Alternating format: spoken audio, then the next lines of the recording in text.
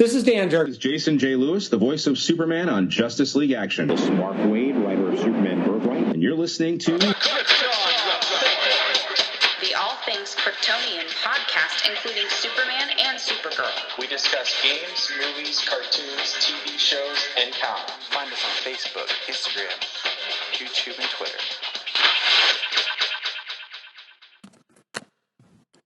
Welcome to the Krypton Report. I am Tyler, the Man of Tomorrow, the Superman of Blue, and I am here with the Man of Steel himself, the Superman of Red, the He-Man of He-Mans, Mr. James Cole.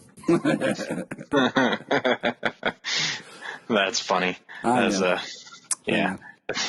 a good inside messenger joke.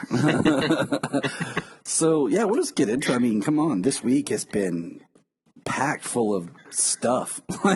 So let's just get into it. I mean, it's crazy how much stuff happens quickly.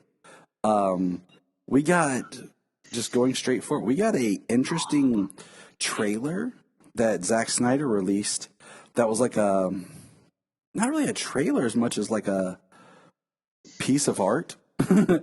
Right.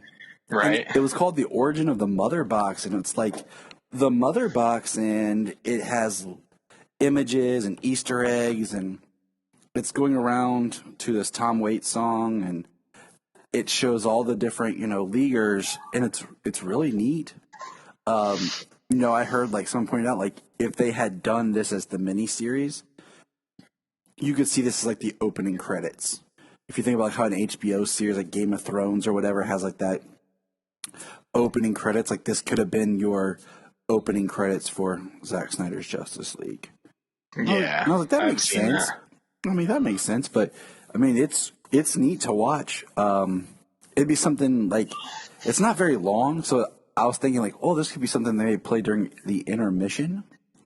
But yeah, I don't. Yeah, I mean, that's only like it was only like 2 minutes, and the intermission, they said like Junkie XL wrote like 10 minutes worth of music for the intermission. I mean, just all the Easter eggs, all the pieces that you can pick out through all 6 sides of the Mother Box for all 6 members of the league.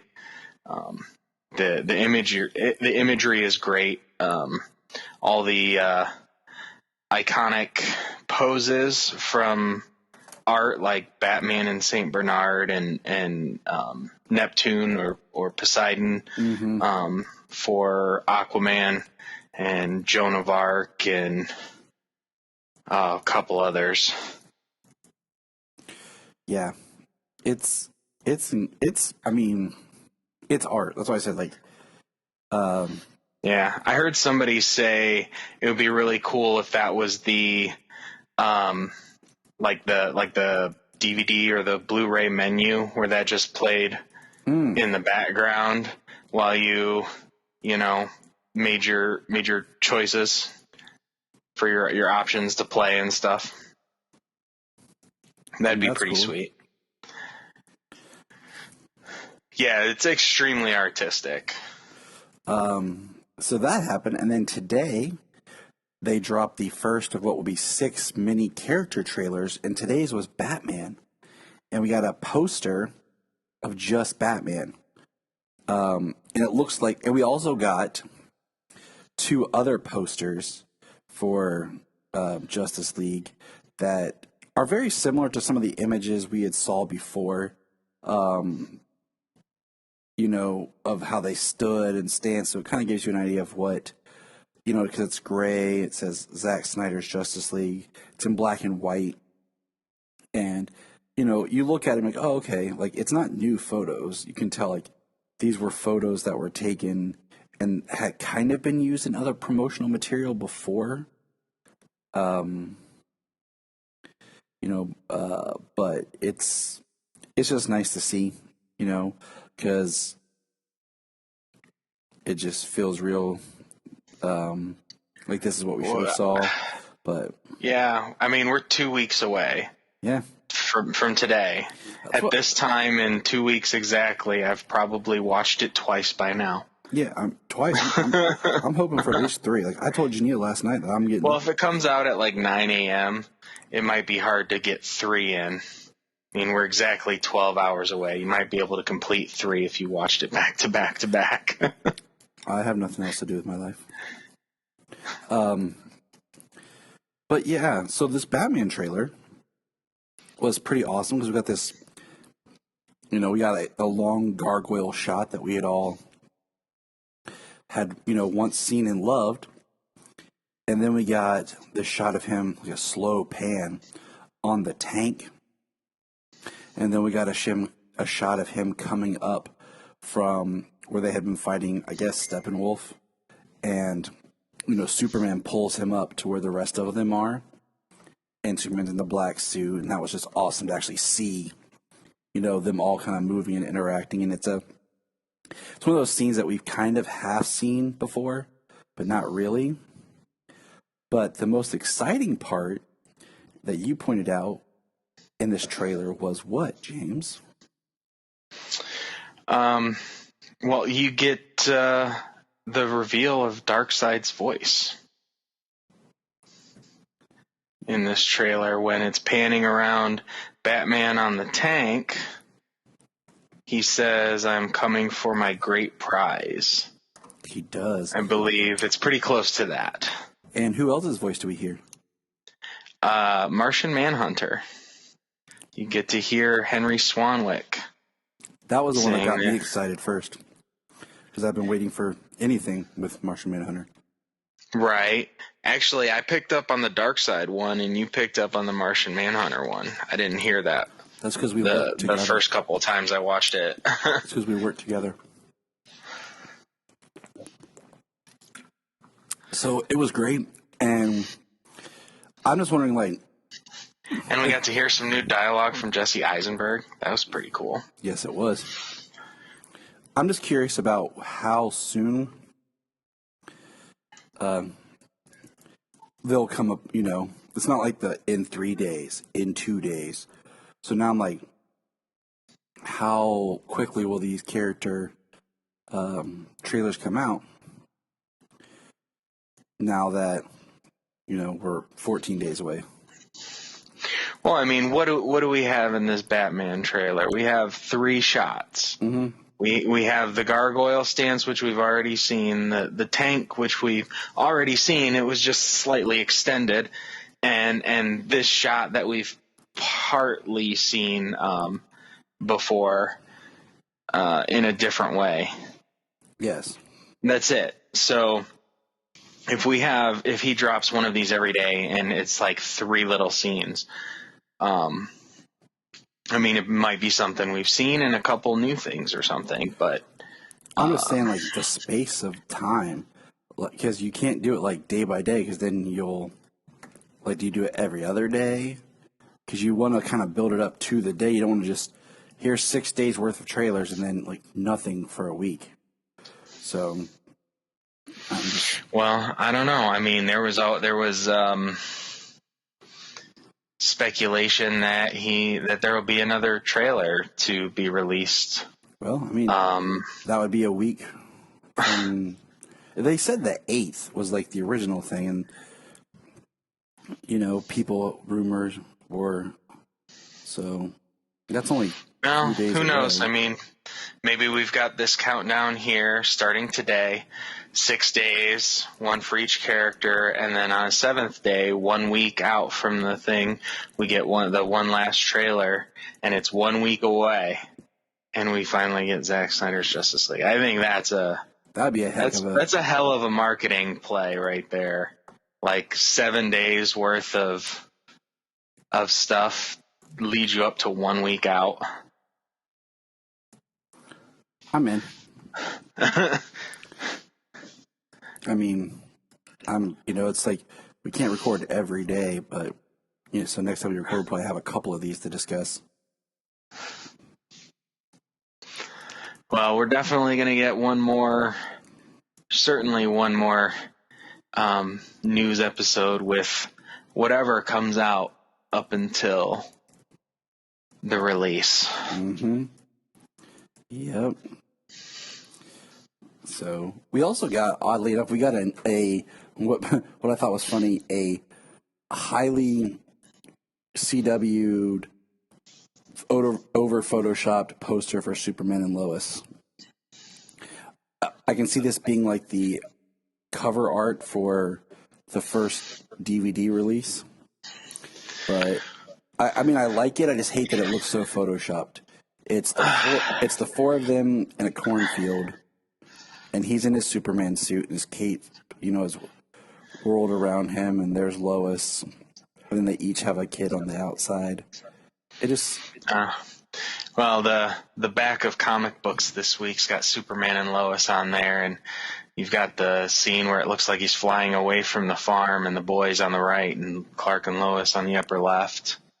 see, I like that one, but yeah, it's all just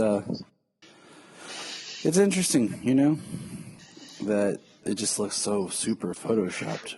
But the other thing we almost didn't mention for Justice League, as it was revealed that Justice League, and this goes back to, when it was going to be a mini series or whatever, it was going to be in 6 chapters.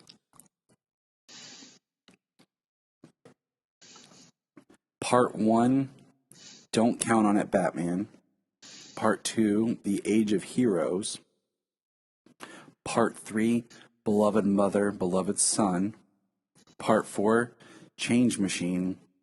Part 5, All the King's Horses. And Part 6, Something Darker. Well, that sounds neat. Yeah. And you know what? That sounds like a Zack Snyder structured film anyways.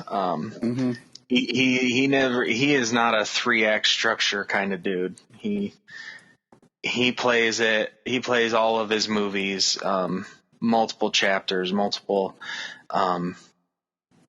acts. I mean, if there's at least 4 to 5, and the longer the movies are, I mean, we got 6 here. I mean, I just feel like each chapter is going to be powerful. Well, I think we can glean some things from these chapters, what we might see or in it, that type of stuff. Well, the mother and son is Cyborg, I'm pretty sure. I think. It could be Cyborg. It could also have something to do with the resurrection of Superman and his mother. See, that was my first thought. Could be both. Yeah, I mean, we got 4 hours. There is a lot of story to tell with a lot of characters. Especially, you have technically three brand new characters, if you're looking at it correctly. It would have been Aquaman, Flash, and Cyborg, if you're looking at coming straight from BVS. So, just introducing those characters, much less the threat and getting the team together, is work to do, period. So, I think it's going to be something very unique as a film. Very, very unique. In other news, we got the return of The Flash. Did you watch it? I only caught the last 10 minutes. What the heck, man? All right, this doesn't really spoil anything, but there's a quick line where Barry mentions Clark. He mentions something that Clark had referenced to him. So that was pretty cool. And I was like, yeah. And other than that, I feel like the premiere of Flash did well. I feel like it quickly was trying to pick up where we left off, but at the same time move us forward. With kind of probably some of the plot and subplot that would have been the end of last season. Just kind of retooled for now.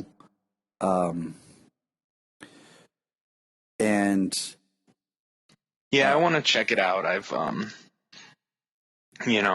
watched The Flash entirely up to this point. I just wasn't home in time to watch it. I got to see Harry and what happened at the end, and Flash running and stuff, getting the bomb off of the ship or whatever. So cool. It was pretty cool. Got his artificial speed force. Yeah, I heard that. But another bit of Flash news saw that there's going to be 18 episodes this season. So that's actually less than typical. And I'm sure it's because of COVID. Restrictions on shooting time and everything else. Or they're just restructuring, with Superman and Lois, one thing was they wanted to put more money into it. They wanted to give it a higher budget but less episode orders so they can stretch that budget, and maybe that's what they're doing with The Flash, peeling back the episodes. So with that, the amount of money that they're giving, they can get more out of each episode. Yeah.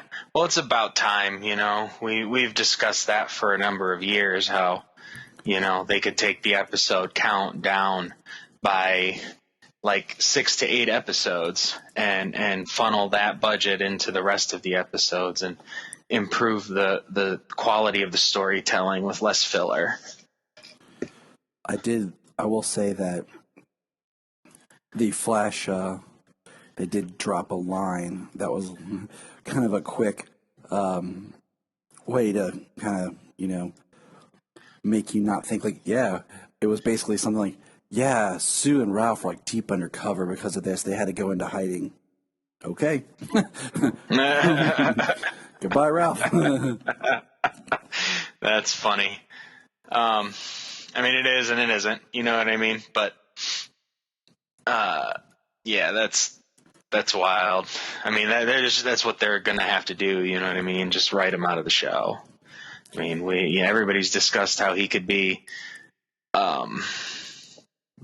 how because of his shape-shifting abilities, he could be played by somebody else for a goodbye. But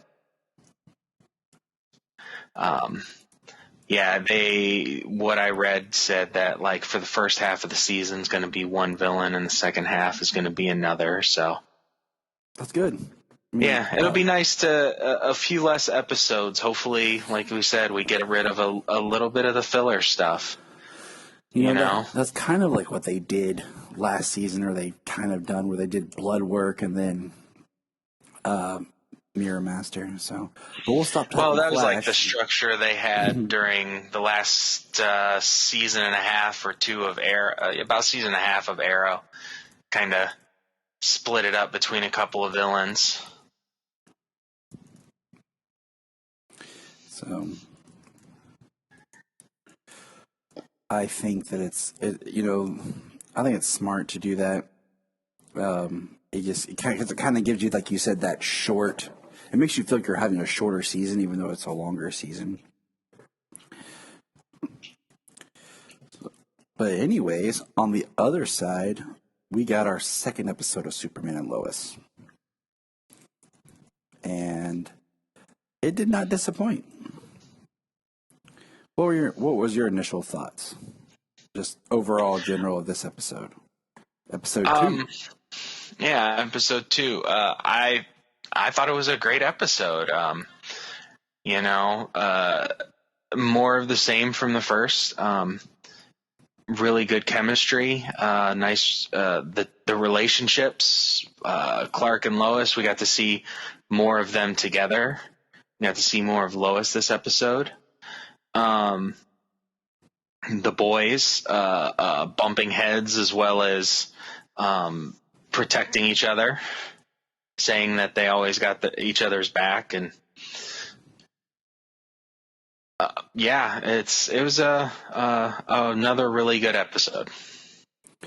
I'm glad to see the cinematography, the way the show looks is consistent.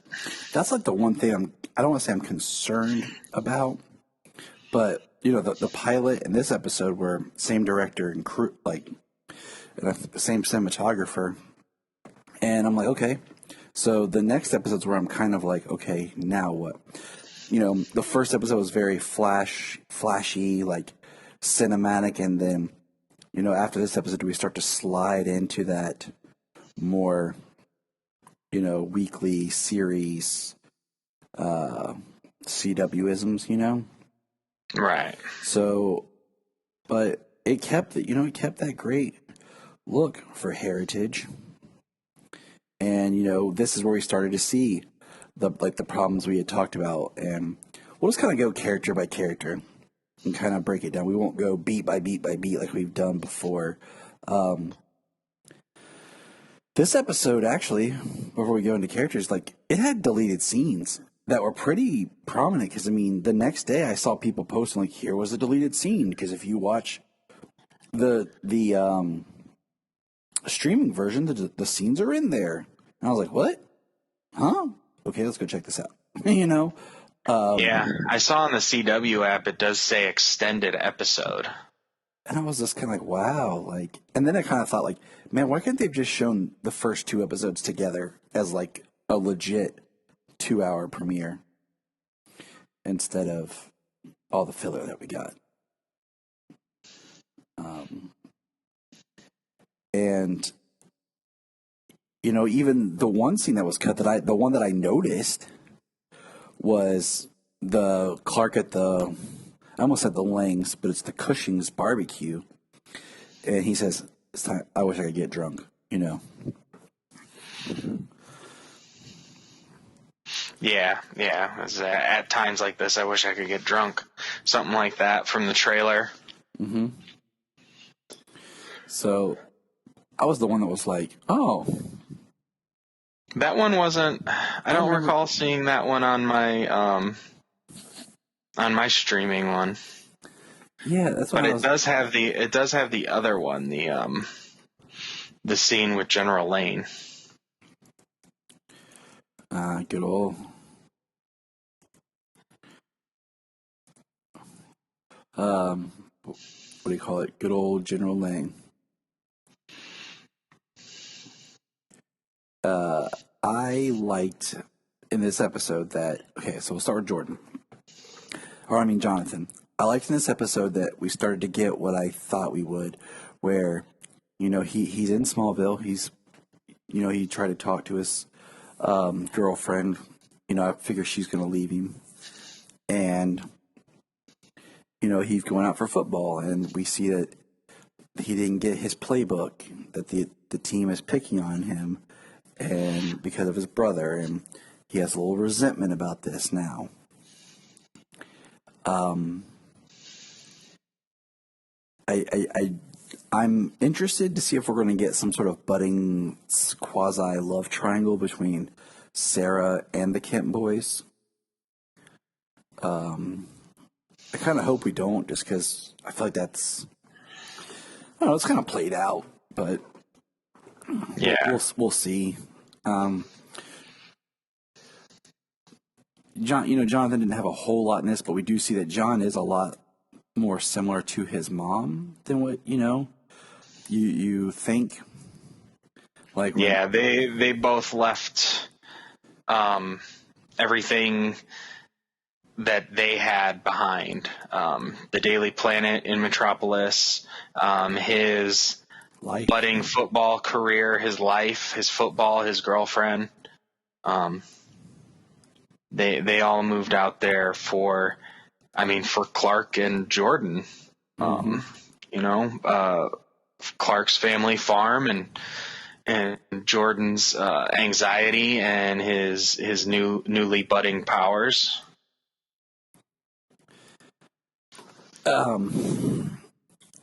It just made me think of something I shared today that someone put as a theory, and I guess as a working fan theory, that the boys' powers, they work off of each other.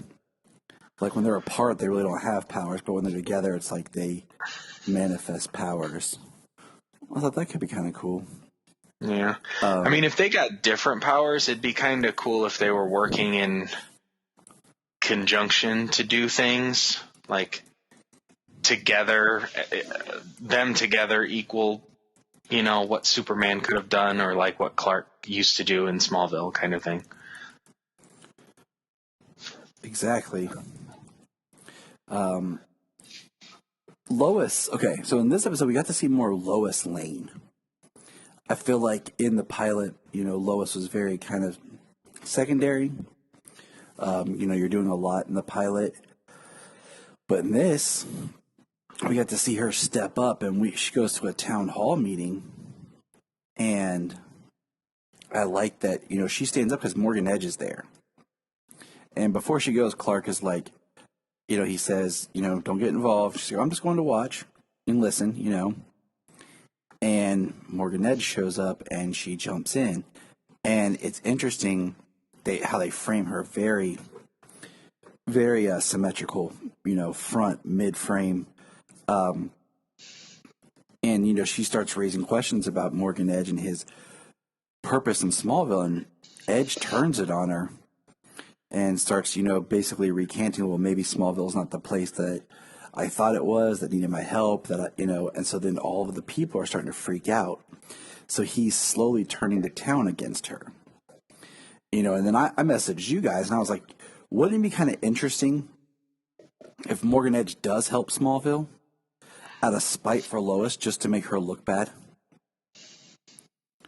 Like, he does everything he said he would just so he can discredit Lois and make her look bad. Right. I was like, that could be really it'd certainly be a way to go. Because, you wouldn't expect that. Like, she's, because she's beating the drum about how bad Morgan Edge is and what he did. And she brings up the other town, that he supposedly helped. And then he rebuttals with, well, the mines weren't what we thought they were. And, this happens and this happens. And he gives a very political answer. And then later at the barbecue, Kyle brings it back up. He's like, well, yeah, I looked into that. And you can definitely tell Kyle is on Morgan Edge's side. And it's interesting because, Clark makes the line about it's your boss. Morgan Edge, owning the Daily Planet.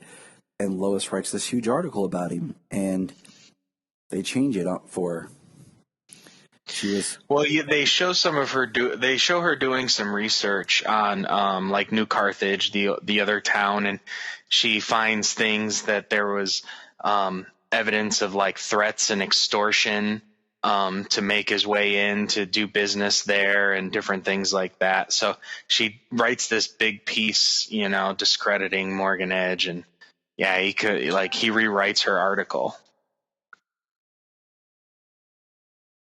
Which, he's not going to let anything in his paper bad be published about him. And that's kind of the problem when you get these corporation conglomerates and everything that control everything. They're going to silence the truth just because they can control it. And that speaks to our world strongly.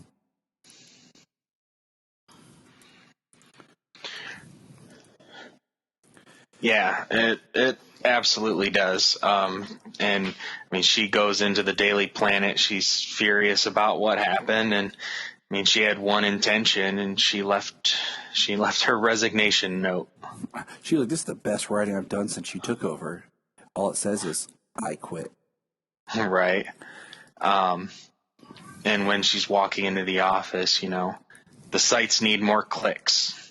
Mm-hmm. Like, that's all it's about anymore. That's why a lot of people over last handful of years don't take journalism seriously, is because now it's just any article, any headline that'll get you clicks. Mm-hmm. And it doesn't have to be a story. Yep. News is out of there's context. Because news comes so quick anymore, no one takes time to write a thorough article, a piece that you really, you read the story. It's all about the quick headline, the tidbit, and then, you read a headline for something, and then you open it, and you're like, this really isn't anything more than just what the headline was. There's no more details. It's very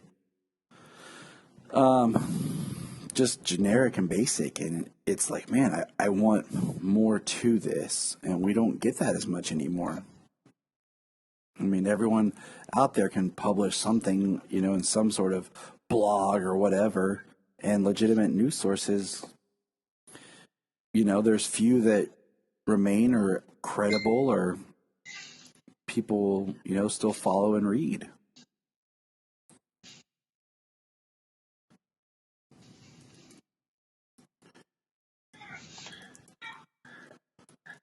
Yeah, Lois gets a lot more to do in this episode. They built up her suspicion of Morgan Edge from the first episode, and I mean, I'm glad it's Morgan Edge. He is a legitimate Superman, villain, and a villain that has a history with Lois, Clark, and Metropolis. hands in organized crime and stuff. I hope there's some intergang discussion. I hope so too. We got 15 episodes. This was only episode 2, and so far it's only been the family.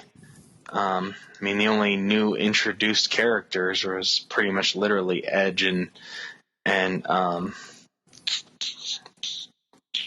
the editor, the Smallville Gazette. Yeah, so we find out that the Smallville Gazette's only employee, right? Because she's like, Lois meets her and thinks she's a fellow reporter, and she's like, well, my editor loves your work, blah, blah, blah. And then we find out she's the only one. And then Lois basically gets a job there working at the Smallville Gazette, which is cool.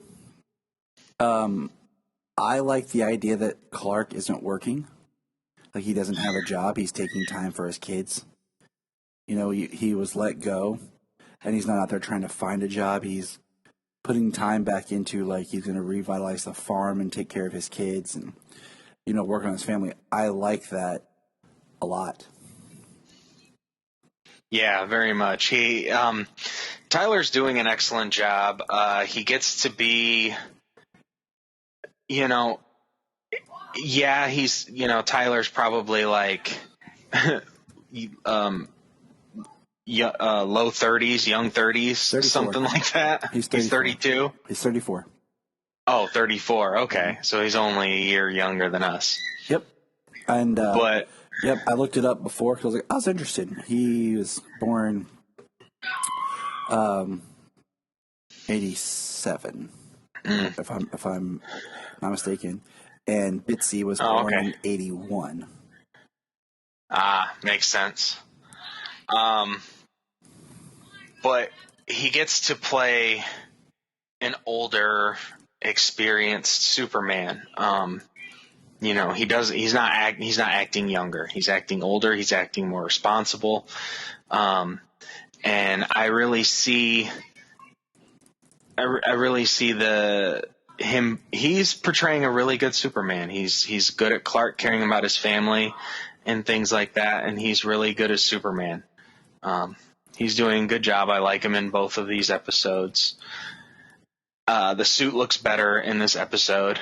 What I was saying is I like him when he tells the boys to have a seat and that he can't abandon the world as Superman and he can't abandon the boys, and he's going to work on being better at both. Yes. That is such a dad thing, Absolutely. One of my favorite things is just that idea that as dads, like, you're trying to do so much and you feel like you're failing at everything, but yet you put forward always that, like, I don't want to say the happy face, but the idea that you've got it all under control. you got this, but really on the inside you're like, what am I doing? Yeah, absolutely. I know we both feel like that. Yeah. I mean, you know, my kids say some stuff to me, and I'm just like, and I think to myself, you are dependent on me. Like, your life, your livelihood, your survival is based on me and my actions. I'm like, dear Lord, you poor children. You know, I'm just like, but then I'm like, I can do this. I can do this. I can do this. I can do this. I can do this. Right. So we get to see Clark spending some time with Jordan this episode, which is really cool. He takes him to the fortress to run some tests because he's manifesting powers. And we get to see Jor-El for the first time. Yeah. I like the look of Jor-El. You know, I knew the actor, so I was like, okay. And we kind of got into it a little bit today, but I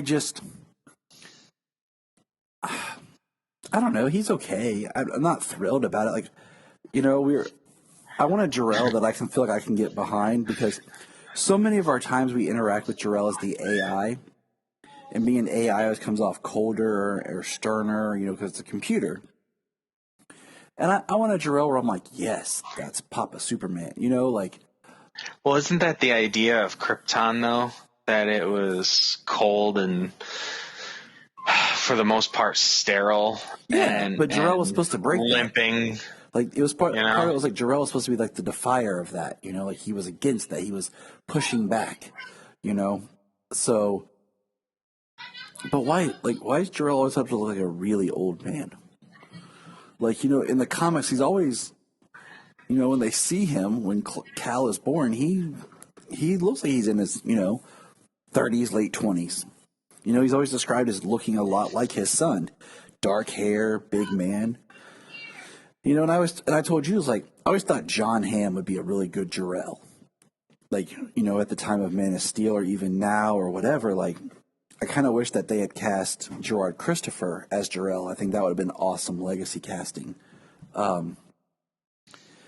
And we have Angus here, and I'm just kind of like, he's okay.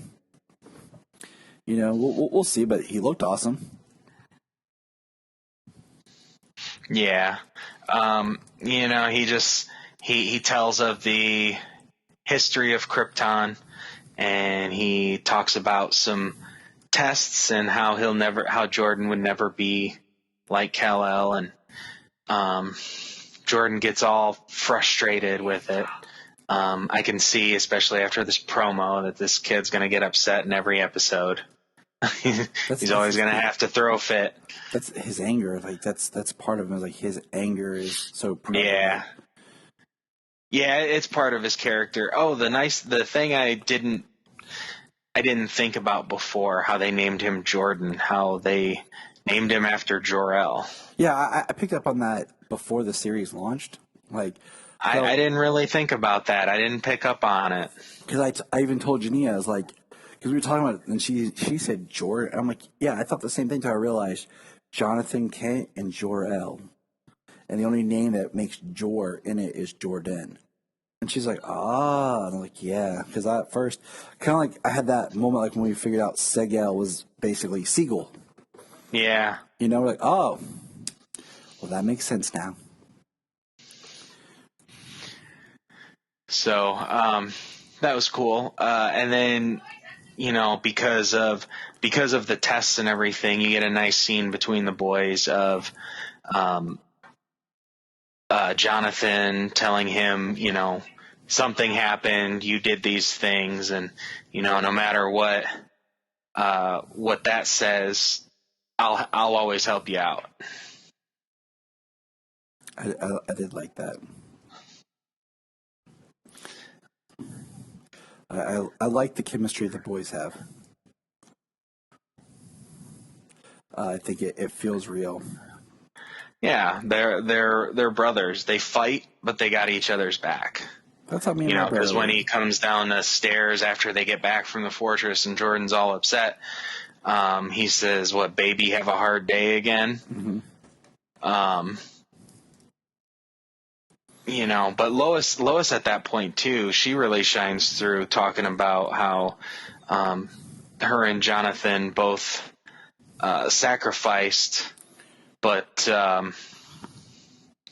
and that Jordan, he's upset because things didn't go as expected. Like, that's a growing moment too, because things don't go how you expect is no reason to be angry at the world and take it out on everybody else. We learn that they're keeping Jordan from going to school until Clark and him can figure it out, and Jonathan has to keep trying to come up with a reason why he's not at school. Because Sarah calls him out, says, "Oh, you were too sick to go to school, but your parents let you come to this," meaning the town hall. And he's like, "Oh yeah, gotta get back. They gotta get into that line, It's their first time having to kind of be deceitful with who and what they are." Yeah, and when they're at the barbecue, he says, "If my parents will let me go to school," and she's like, "What do you mean, let you go to school?" And so, like, Jordan had to cover for that. John just kind of kept quiet, but you could see he was like, yeah, you got to think of something. You're letting the cat out of the bag. It just makes me think, like, in the good old days of Smallville, were all Clark's lame excuses. Like, yeah. So, yeah, those were horrible because they kept going on and on and on and on.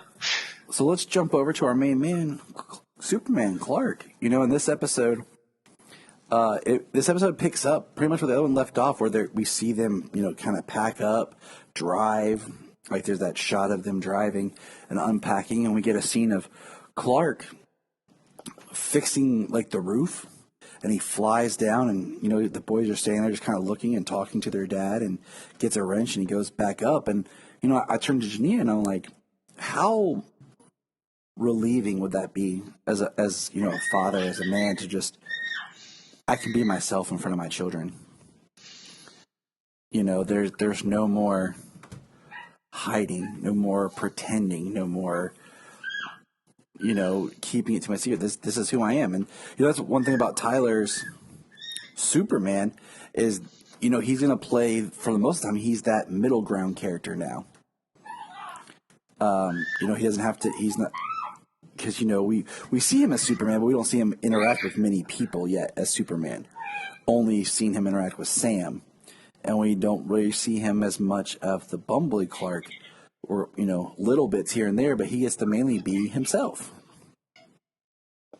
Yeah, which is nice to see him just get to be Clark,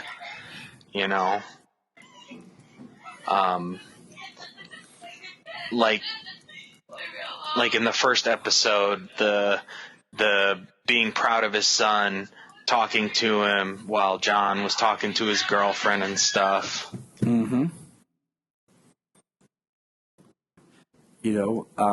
I think every father can relate to that.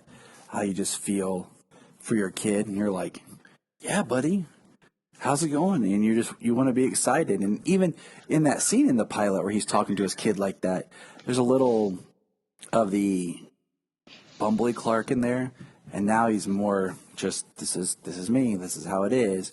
And I can see that almost coming back as like a little bit of an issue, because the kids will be like kind of realigning of who their dad is. But we got to see him fight the Stranger. And this is like, him fighting the Stranger is like where it actually feels more like a CW show. It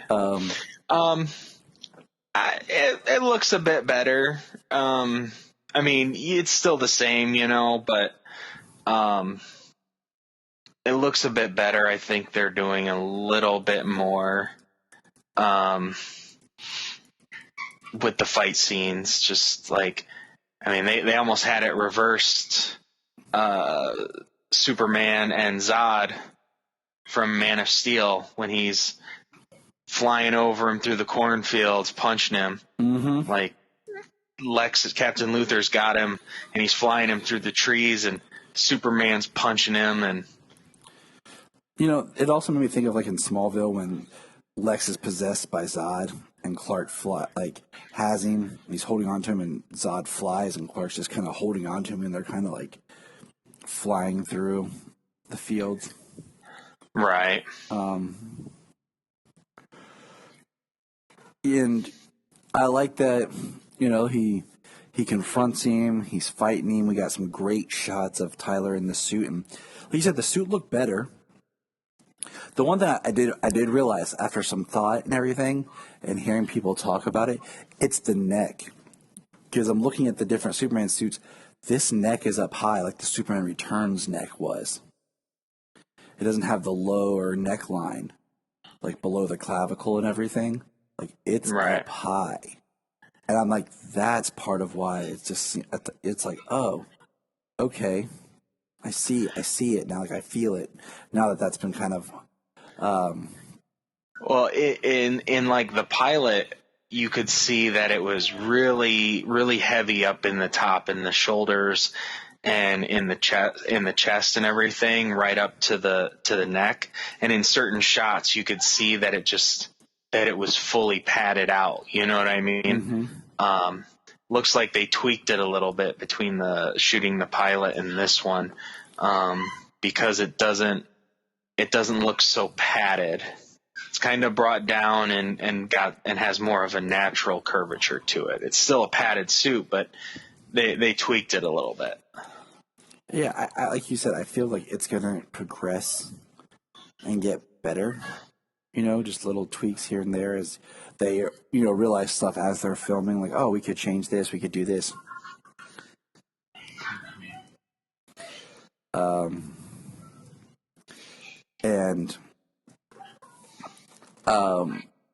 When he fought Captain, like, he's doing really well. And then, the Captain Luther sends his ship out. And his ship, Superman takes the ship with a bomb on it and throws it in space, and it explodes. And I was like, well, dang, like, what's Captain Luther's base now? It looked like he was operating out of a ship, and that was everything to him. And now I'm like, nope. And yeah. Well, that's still, shows Lex being, or Luther being, the bad guy. Even, I mean, he's fighting a war, but to him, it's like people are gonna die. Yeah. Collateral damage. To him, collateral damage. Yeah, he's sending a bomb to kill innocent people so he can get away. I mean, it's still the bad guy move, even though he's, in his mind, he's fighting a war. But that just kind of proves that this Earth's Kal-El isn't the same as the Kal-El from the Earth he was on, which we get to see in the closing moments of this episode. But that this Kal-El puts innocent lives over catching the bad guy. Mm-hmm. Yep. And then, just to kind of piggyback off that, we know that he is supposed to be some remnant of Crisis. So I was thinking, okay, on Batwoman and Supergirl both had examples of like two people on the same world at the same time and what happened. And then I'm like, well, this is kind of a different Lex. And I was thinking, well, maybe his suit protects him. Well, we see that Superman fights him and destroys the suit, and it was a robot. So he don't have a suit. I'm like, okay. And we see that he actually appeals to Sam about being a soldier fighting, and how long will it be till Superman's not on their side. And it was interesting because you could tell Sam was like, oh, okay. And I'm wondering, will Sam be good? Well, he won't. Yeah, I mean, you can see that him being a soldier, he's thought about it. We see from the scene that from the scene of them in his office that Sam has been stockpiling all the kryptonite on the planet. Mm-hmm. And he says to make sure that nobody can get it and use it against Clark. You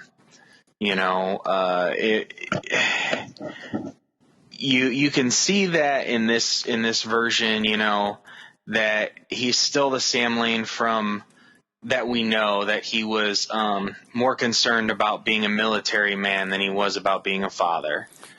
And that he's the antithesis to everything that Clark was raised on. He is the opposite of Jonathan.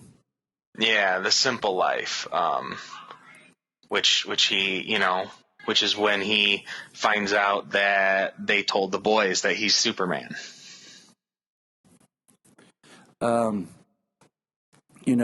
Sam was mad.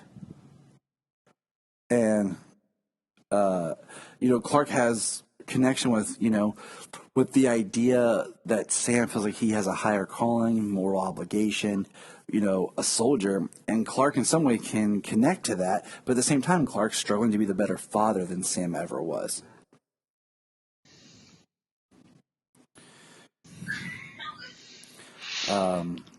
So it's interesting to see that dynamic. And then the big cliffhanger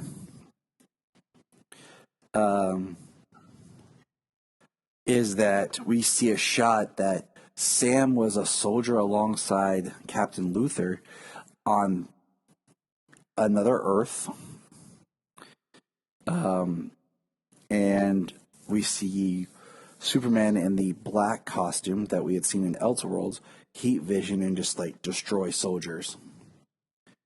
And they were part of some special squadron in hell because he has it's like a diamond. It's not the crest symbol, but it's like a perfect 4-sided diamond looking Kryptonian symbol where it's like a play off the Superman shield or something, because it's it has a point on both ends, and he has it's like hell, and he turns over, it looks like 4311, and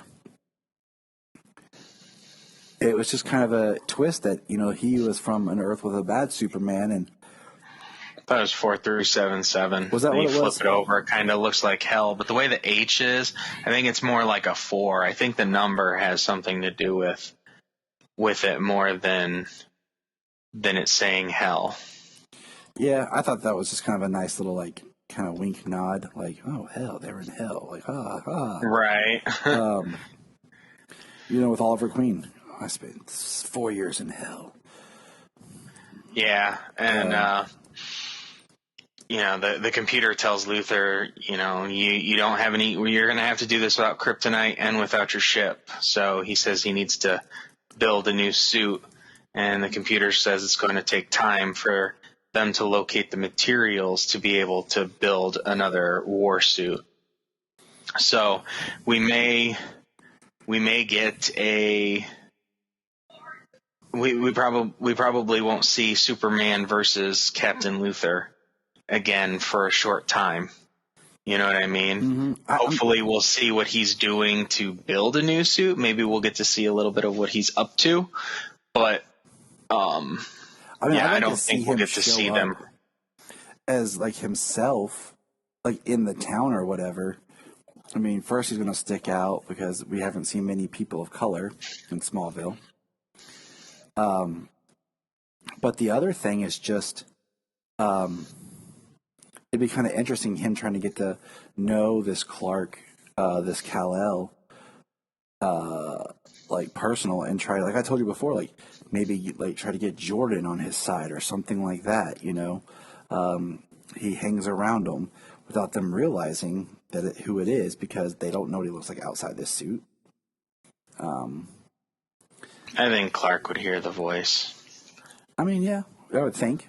I would think. I would assume. But I don't know. So yeah, we'll see. I mean, to find the materials for the suit, I doubt he's going to be hanging around Smallville for that. So I don't know. I really,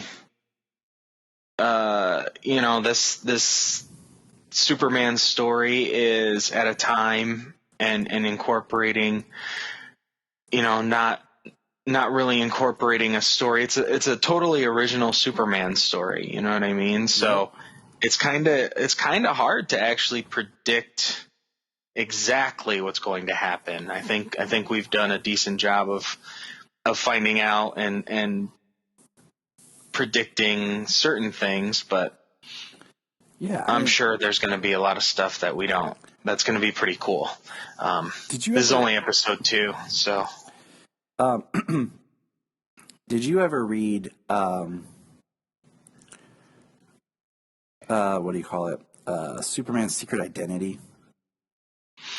No, that is not one I've read yet. It's been years since I read it, and I remember the storyline. I was kind of a little confused, and it was supposed to be something like one of those where it's Clark Kent on like our Earth, and like he doesn't have powers, but everyone kind of picks on him because this character named Superman, has this, and he talks about how in his life so many things matched up. Like he married a woman named Lois Lane, and then they have 2 twin girls in that story. So I just thought it was very interesting of, the twins and kind of concept that we see here.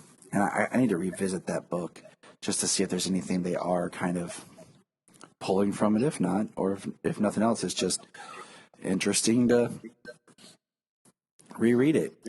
Are we thinking he's on? Are we thinking that this Luthor is from what would have been like the standard Earth 3, like crime syndicate planet? I mean, it's possible. That's Ultraman. I mean, he was wearing an S shield. So True. I mean, it is Ultraman, but this is, it's for TV, it's adaptation, and yeah, exactly. And it could be that. It could be a reference to Injustice or something similar. See, Injustice kind of makes me interested just because if they did an Injustice thing, we all know that in Injustice the reason was because of, Lois's death, and I think they would keep that, because Sam is involved. But I do like, he's from a planet where Superman went bad, Clark went bad. And if it's an amalgam of the two, that's cool. So, I mean, will they eventually maybe, I don't want to say become friends, but find a middle ground, to this? And how is he still there post-crisis? Like, I feel like this character is why the connection to the greater CW mythology kind of, the Arrowverse intersects. Right. So, you're talking about how it was like how we experienced some doppelgangers on the Earth, Batwoman and on Supergirl. I have a question. Was it only Batwoman that Beth and Alice were dying because each other were there, or was it? Because I don't recall that happening on Supergirl. On Supergirl, how many of the doppelgangers were in the bar, ill or anything. Well, they were in the bar, and it was like the Brainiac, and then they bottled some of them. It was one of those, like, it happened so quickly. Like, in the episode, they didn't focus on it, but they just talked about there were doppelgangers and things were happening. So I'd have to go back and revisit it. But, in Batwoman, where they really stressed what was going on. I know it was kind of touched on lightly in Supergirl, and that was kind of like the whole bottling thing that Brainy went into. But what would you rate this episode? I mean, I was thoroughly enjoyed by it, and it progressed every main character and what they're doing in their lives. All 4 people you see on the front, on every picture, on every poster for this show here, the family. It progressed each one of them and in their stories and their plot and their character evolutions. Really good episode. I mean, I give it a 9. I really enjoyed it, and I'm going to watch it again before episode 3 comes out. I still have to watch it with Jamie. Yeah. So yeah, I'll be watching it at least one more time. I would give it a 9 as well. I like everything that's going on. It's developing. I just constantly want more. I've always been a fan of Superman, but I like the Smallville Superman a lot, of him, like in his daily life and the things he gets into and using his powers, and sometimes not having this. And you know what? Speaking of more, that's a great segue into it got renewed for season 2. Booyah! We did not talk about that. We were gonna drop it. You just I think that was the perfect transition into the news that we have a second season of Superman and Lois coming. And however this season plays out, however the cinematography goes, or if it gets to CW, we'll see how the first season goes, and we're gonna get a second one. That's awesome. Yeah, it was like the highest CW show in like so many categories and all this. And my wife even talked to a friend of ours he's a cool dude, but like he doesn't like Superman. He's definitely more of like the Batman, more anti-hero worshiper. And